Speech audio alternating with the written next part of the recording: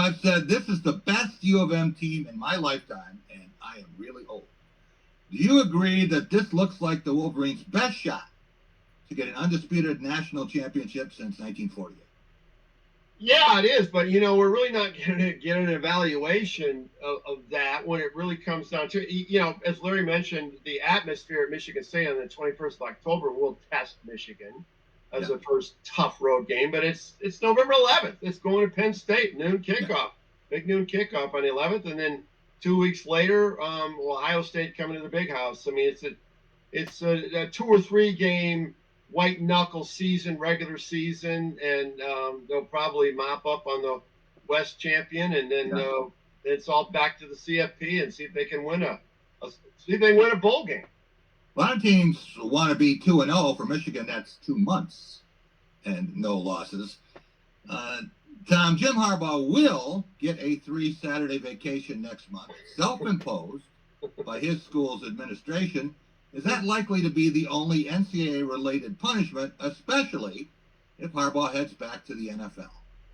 And also, Sharon Moore, as a self-imposed, he's the offensive coordinator, O-line coach, is going to miss the East Carolina game. Not that that's going to be a backbreaker. Who knows how this is going to roll out? I'm just bracing for every Monday. There's a new story, a new newspaper. So I'm on with Wolverine Live with John Borden. There's always something to talk about. But who knows what comes tomorrow? But no, I think it's going to be seamless. My God, he's going to be there in practice. I mean, right. As they say, the band director could coach this Michigan team to those 3 wins in the first. I've always said a trained chimp could lead Michigan to 8 wins. That's how good the program is. There you go. Blair, after losing just 1 conference game the past 2 seasons, and you remember that, Jim Harbaugh has silenced most of his critics, most but not all. How would you rate the last 8 seasons in Ann Arbor with lots of wins, but some major gaffes and a few big-time embarrassments? I'd give him an A-.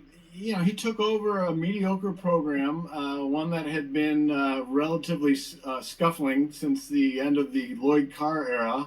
And after a slow start in the series against Ohio State, he's really turned the tables. They win a lot of games. I really believe he has good young men on that team that are well-spoken and I think go to school. And I hear from so many people in this town tell me how nice and, cordial the Michigan football players are when they run into them. And trust me, if I heard otherwise, I would hear otherwise. I'm not saying I would, throw them under the bus on this show, but time and time again, I hear good things about these young men off the field.